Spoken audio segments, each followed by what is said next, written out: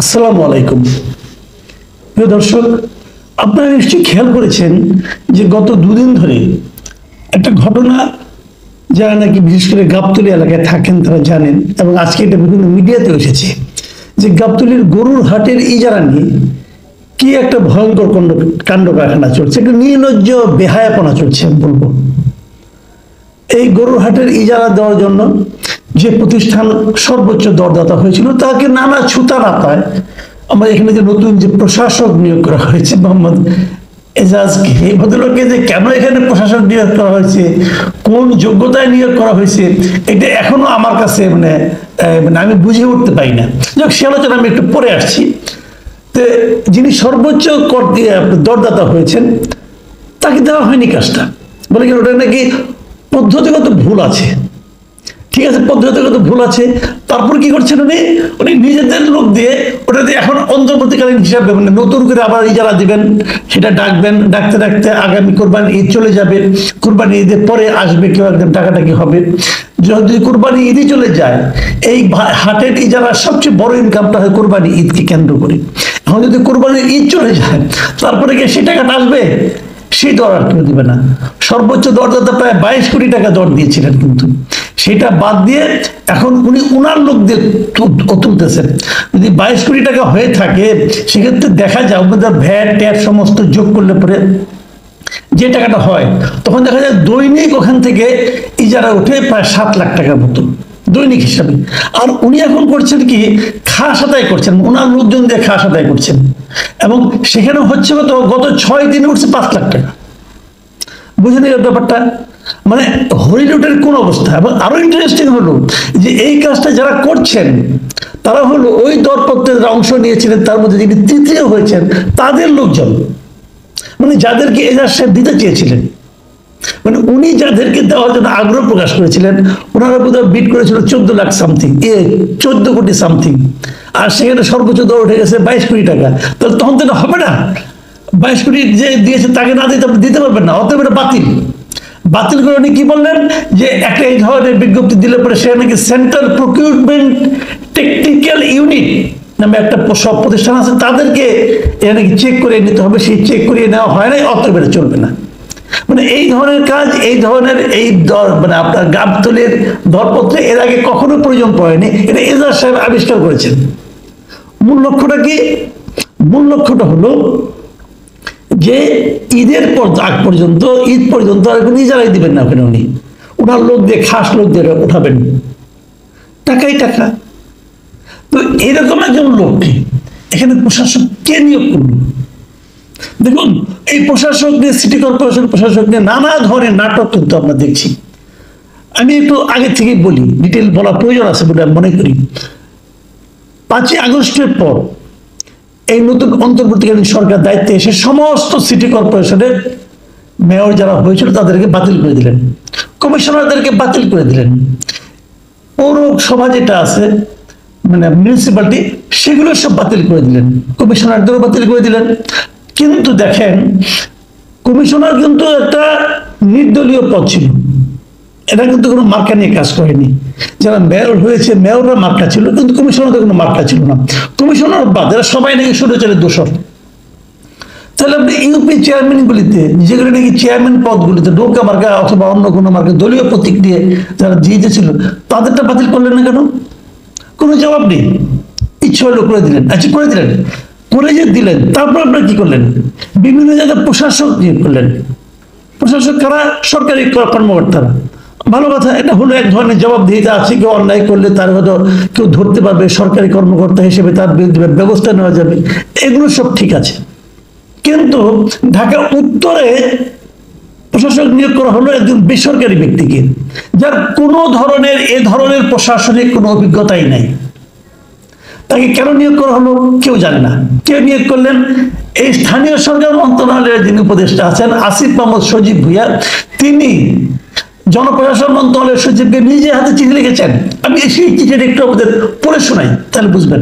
তিনি লিখেছেন, এই বছরের 23শে জানুয়ারি চিঠি লিখেছিলেন। তিনি লিখেছেন, প্রিয় সিনিয়র সচিব, আপনি নিশ্চয়ই অবগত আছেন যে আমি স্থানীয় সরকার, পল্লী উন্নয়ন, সমবায় মন্ত্রণালয় এবং যুব ও ক্রীড়া মন্ত্রণালয়ের উপদেষ্টার দায়িত্বে নিয়োজিত আছি। মানে আগে নিজের পরিচয়টা দিয়ে নিচ্ছেন যে উনি কত পাওয়ারফুল।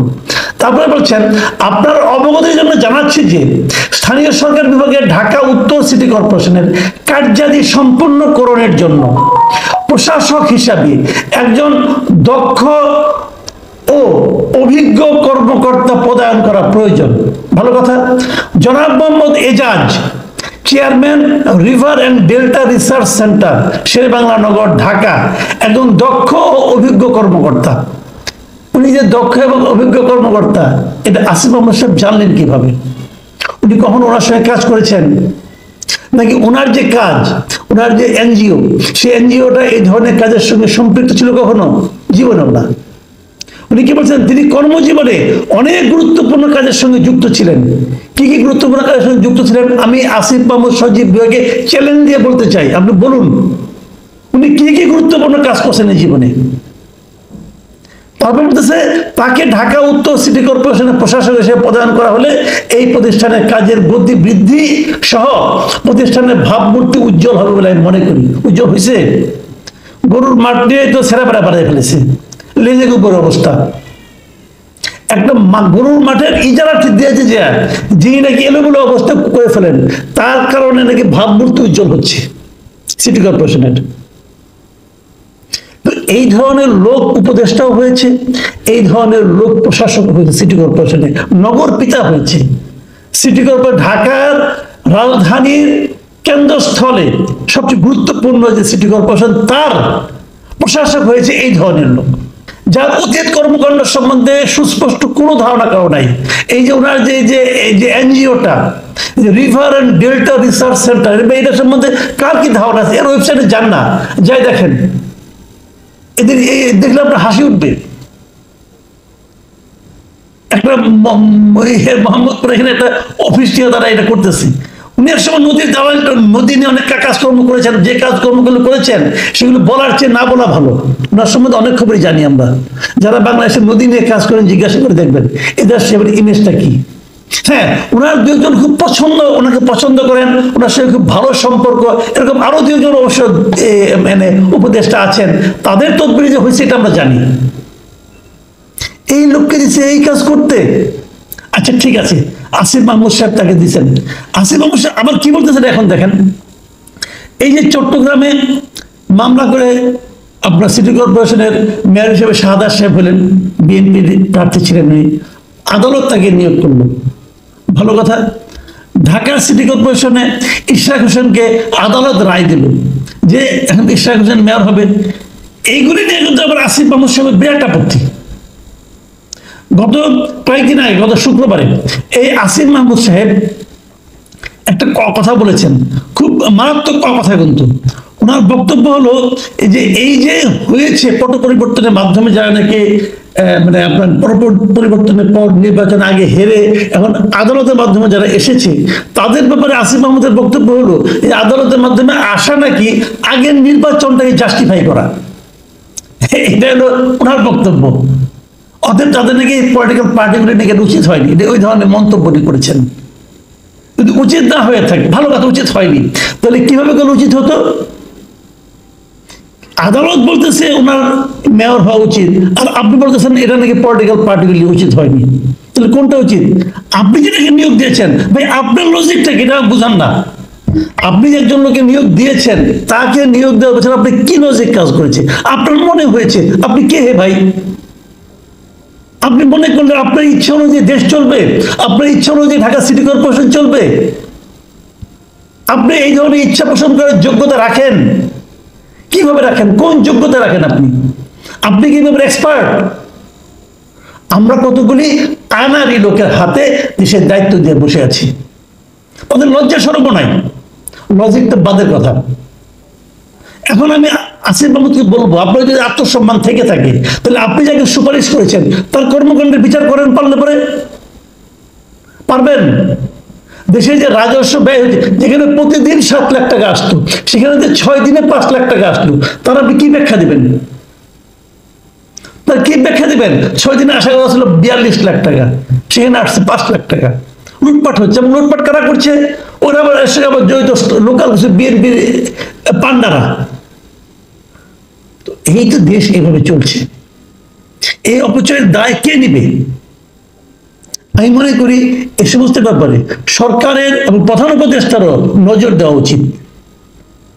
আপনি কেন কোন বিবেচনায় কারে কোন উপদেষ্টা বানিয়েছেন, এটা কিন্তু ছেলে খেলা না ভাই। আপনি দেশ দিয়ে ছেলে খেলা করতে পারেন না। যাকে যেখানে দিচ্ছে বসিয়ে দিচ্ছেন, সে পারুক আর না পারুক, দেশের মানুষ এটি মেনে নিবে ভাবছেন আপনি? এর জন্য একদিন জবাবদিহি করতে হবে, সবাইকে জবাবদিহি করতে হবে। সেই জন্য মেন্টালি প্রস্তুত থাকেন।